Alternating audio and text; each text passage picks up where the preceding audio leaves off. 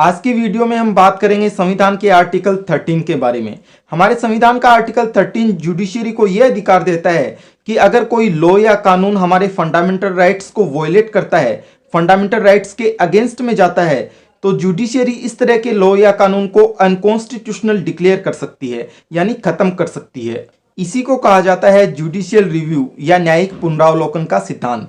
Article 13 में इस सिद्धांत को दो अलग अलग भागों में बांटा गया है। कहने का मतलब कि आर्टिकल 13 का जो क्लोज 1 है उसमें तो बात की गई है हमारे संविधान के लागू होने से पहले जितने भी कानून एग्जिस्टेंस में थे उनके बारे में, जबकि जो क्लोज 2 है उसमें बात की गई है संविधान के लागू होने के बाद, यानी 26 जनवरी 1950 के बाद फ्यूचर में बनाए जाने वाले कानूनों के बारे में। तो आइए फिर जानते हैं इन दोनों ही क्लोजेस के बारे में एक एक करके।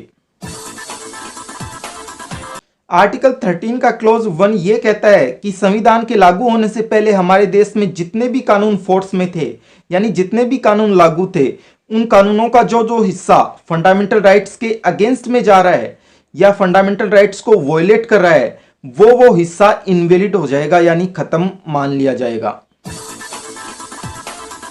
जिस तरह आर्टिकल 13 का क्लोज 1 बात करता था संविधान के लागू होने से पहले के कानूनों के बारे में, बिल्कुल उसी तरह आर्टिकल 13 का क्लोज 2 बात करता है संविधान के लागू होने के बाद में फ्यूचर में बनाए जाने वाले कानूनों के बारे में। इसके प्रोविजंस के मुताबिक संविधान के लागू होने के बाद में ऐसा कोई भी लॉ या कानून नहीं बनाया जाएगा जो कि फंडामेंटल राइट्स के अगेंस्ट में हो या फंडामेंटल राइट्स को वॉयलेट करता हो। और अगर ऐसा कोई कानून बनाया जाता है तो उस कानून या लॉ का उतना हिस्सा जो कि फंडामेंटल राइट्स के अगेंस्ट में जा रहा हो अनकॉन्स्टिट्यूशनल डिक्लेयर कर दिया जाएगा जुडिशरी के द्वारा। अभी तक की वीडियो में आपने एक बात तो अच्छे से नोटिस कर ली होगी कि अगर किसी पूरे के पूरे एक्ट का एक पर्टिकुलर सेक्शन फंडामेंटल राइट्स के अगेंस्ट में है तो वह पूरा का पूरा एक्ट इनवैलिड डिक्लेयर नहीं किया जाएगा, बल्कि उस एक पर्टिकुलर सेक्शन को ही इनवैलिड डिक्लेयर किया जाएगा और बाकी बचे हुए जितने भी सेक्शंस हैं उस एक्ट के वह पहले की तरह ही वैलिड बने रहेंगे। इसी को कहा जाता है डॉक्ट्राइन ऑफ सेवरेबिलिटी या पृथक्करण का सिद्धांत। इसे आप कुछ यूं ध्यान में रखिए कि एक एक्ट का केवल वही हिस्सा सीवियर या अलग किया जाता है जो कि फंडामेंटल राइट्स के अगेंस्ट में हो और बाकी जो एक्ट है वो वैलिड बना रहता है पहले की तरह ही। पिछले क्लोज में यानी क्लोज 2 में तो हमें यह पता चला कि संविधान के लागू होने के बाद से ऐसा कोई भी लॉ नहीं बनाया जा सकता जो कि फंडामेंटल राइट्स के अगेंस्ट में हो। अब इस स्टेटमेंट में जो लॉ या विधि वर्ड है इसी के मीनिंग को एक्सप्लेन किया गया है आर्टिकल 13 के क्लोज 3 में। इसके प्रोविजंस के मुताबिक ये जो लॉ वर्ड है इसमें पार्लियामेंट या स्टेट लेजिस्लेचर द्वारा जो एक्ट बनाए जाते हैं वह तो शामिल होंगे ही होंगे, लेकिन इनके साथ साथ लॉ या विधि की फोर्स रखने वाली ये तमाम चीजें भी शामिल होंगी, जैसे कि फर्स्टली ऑर्डिनेंस यानी अध्यादेश, सेकेंडली ऑर्डर यानी आदेश, थर्डली बाई लॉ उपविधि, फोर्थली रूल नियम, फिफ्थली रेगुलेशन विनियम, सिक्स्थली नोटिफिकेशन अधिसूचना, सेवंथली कस्टम रूढ़ि एंड एट्थली यूजेस प्रथा।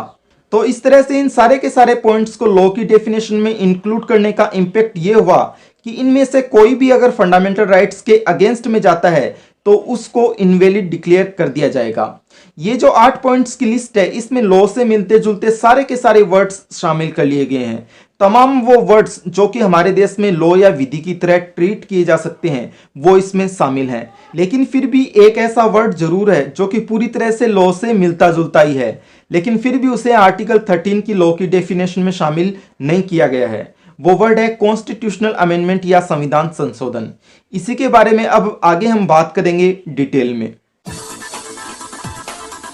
हमारा जो मूल संविधान था उसके अंदर जो आर्टिकल 13 था उसमें ये 3 ही क्लोज थे जो कि मैं आपको ऑलरेडी बता चुका हूं, लेकिन इन तीनों ही क्लोज में कहीं भी ये नहीं बताया गया है कि कॉन्स्टिट्यूशनल अमेंडमेंट या संविधान संशोधन लॉ की डेफिनेशन में आएगा या नहीं आएगा। ये सारा का सारा कंफ्यूजन अल्टीमेटली दूर हुआ उस समय जब इंदिरा गांधी की सरकार ने आर्टिकल 13 में क्लोज 4 ऐड कर दिया। वो भी कौन से अमेंडमेंट के द्वारा? 24th कॉन्स्टिट्यूशनल अमेंडमेंट एक्ट 1971 के द्वारा। इस अमेंडमेंट के द्वारा क्लोज 4 में ये बिल्कुल साफ साफ लिख दिया गया कि आर्टिकल 368 के तहत जितने भी कॉन्स्टिट्यूशनल अमेंडमेंट या संविधान संशोधन होते हैं वो आर्टिकल 13 में लॉ की जो डेफिनेशन दी हुई है उसके तहत नहीं आएंगे। अब इसका क्या मतलब हुआ? इसका सीधा सा मतलब ये हुआ कि आर्टिकल 368 के तहत जो भी अमेंडमेंट किया जाएगा हमारे कॉन्स्टिट्यूशन में, अगर वो अमेंडमेंट फंडामेंटल राइट्स के अगेंस्ट में भी है तो भी उसे आर्टिकल 13 के तहत चैलेंज नहीं किया जा सकता। बिल्कुल सिंपल लैंग्वेज में बोलूं तो इसका इंपैक्ट ये हुआ कि पार्लियामेंट हमारे कॉन्स्टिट्यूशन में चाहे जैसा अमेंडमेंट कर दे, फिर भी जुडिशियरी किसी भी हालत में आर्टिकल 13 के तहत उसका जुडिशियल रिव्यू नहीं कर सकेगी। इस तरह से इस 24th कॉन्स्टिट्यूशनल अमेंडमेंट ने पार्लियामेंट को असीमित अधिकार दे दिए कॉन्स्टिट्यूशन में अमेंडमेंट लाने के, लेकिन ये ज्यादा दिन तक नहीं चल सका क्योंकि 1973 में आ गया भारतीय इतिहास के सबसे फेमस केस लॉ का जजमेंट, जिसे कि जाना जाता है Kesavananda Bharati versus state of Kerala के नाम से। इस जजमेंट में सुप्रीम कोर्ट ने 24th कॉन्स्टिट्यूशनल अमेंडमेंट को तो सही मान लिया, मतलब इस बात पर तो अपनी मोहर लगा दी कि आर्टिकल 13 के तहत तो किसी अमेंडमेंट का जुडिशियल रिव्यू नहीं होगा, लेकिन साथ ही साथ बेसिक स्ट्रक्चर के डॉक्ट्राइन के रूप में देश की न्यायपालिका को जुडिशियल रिव्यू का एक एडिशनल सोर्स भी दे दिया। इस डॉक्ट्राइन के मुताबिक पार्लियामेंट कोई भी ऐसा कानून नहीं बना सकती जो कि संविधान के बेसिक स्ट्रक्चर को वायलेट करता हो, और अगर ऐसा कानून बनाया जाता है तो जुडिशरी के पास अधिकार होगा उस कानून को अनकॉन्स्टिट्यूशनल डिक्लेयर करने का। तो अब इस पॉइंट पर आप ये अच्छी तरीके से समझ लीजिए कि 1973 में केशवानंद भारती के केस के बाद से हमारे देश में जुडिशरी को दो तरीके से जुडिशियल रिव्यू का अधिकार प्राप्त है। पहला अधिकार तो मिलता है आर्टिकल 13 से, जहां की अगर कोई कानून फंडामेंटल राइट्स के अगेंस्ट है तो जुडिशरी उसे अनकॉन्स्टिट्यूशनल डिक्लेयर कर देगी, जबकि देश की न्यायपालिका को जुडिशियल रिव्यू का दूसरा सोर्स मिलता है केशवानंद भारती केस के बेसिक स्ट्रक्चर डॉक्ट्राइन से, जिसके मुताबिक अगर कोई कानून संविधान के बेसिक स्ट्रक्चर को वायलेट करता है तो फिर जुडिशियरी उसे अनकॉन्स्टिट्यूशनल डिक्लेयर कर सकती है। अब हम फिर से लौट के आते हैं हमारे बेसिक सवाल पर कि आर्टिकल 368 के तहत अगर कोई कॉन्स्टिट्यूशनल अमेंडमेंट लाया जाता है तो क्या जुडिशियल रिव्यू के माध्यम से उसे अनकॉन्स्टिट्यूशनल डिक्लेयर किया जा सकता है? आज के दिन इस सवाल का परफेक्ट आंसर यह है कि आर्टिकल 13 के तहत जो जुडिशियल रिव्यू का अधिकार प्राप्त है जुडिशियरी को, उसके तहत तो ऐसा नहीं किया जा सकता।